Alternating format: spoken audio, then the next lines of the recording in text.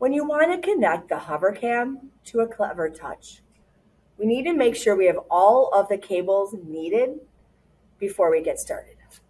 First, you need an HDMI cable. The HDMI cable has the same two ends on both sides. Then you need to make sure you have the power cable that comes with the Hovercam.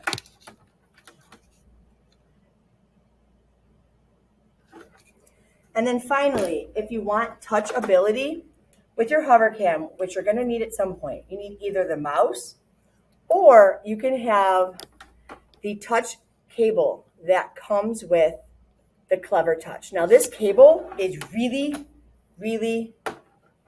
long. So that's how you know it's the touch cable. It is really long. And it has a USB on one side.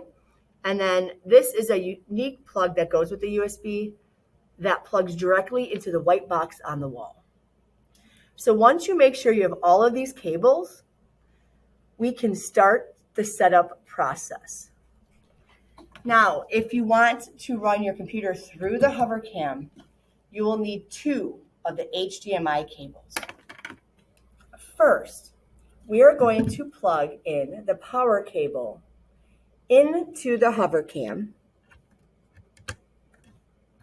It's all the way on the right side, and it's the little circle. And then make sure to plug the power cable into the wall. I know that seems like a funny thing to say, but you'd be surprised how many people forget to plug in the power cable. And to be honest, I have been one of those people who have done that. Next, we are going to take the HDMI cable and we are going to plug it into the HDMI out because we want the image for the Hovercam to go out to the Clevertouch. So the HDMI out. So we have the power cable and then we move two spots over to HDMI out. And then I want to plug in my touch cable.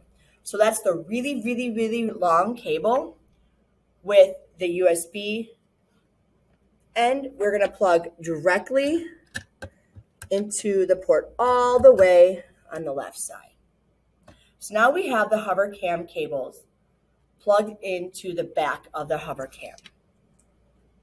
Next, we are going to make sure they're plugged into the white box for the Clevertouch. If you look underneath the Clevertouch, you will see the white box is either to the left or the right of your Clevertouch. It's usually opposite of your classroom door.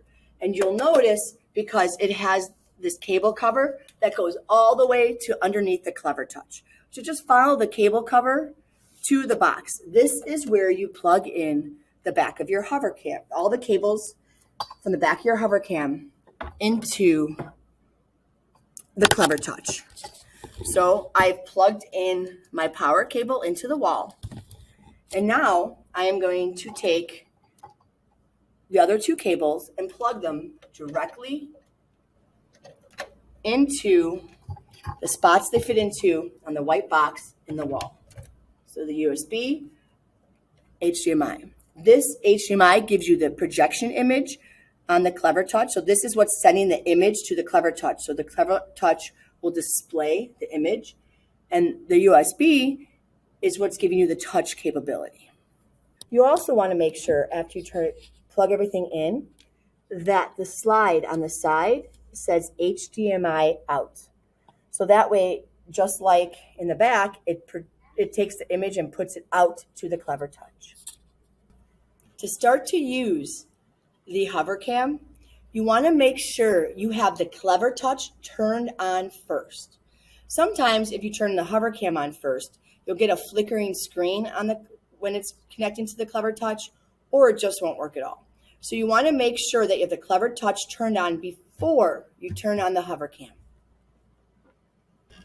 You find the power button on the side. You press and hold it for 6 seconds until the little light on the circle turns blue.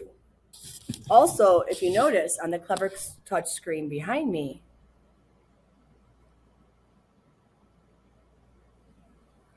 you now see the fact that it says Nillo on it instead of Clevertouch.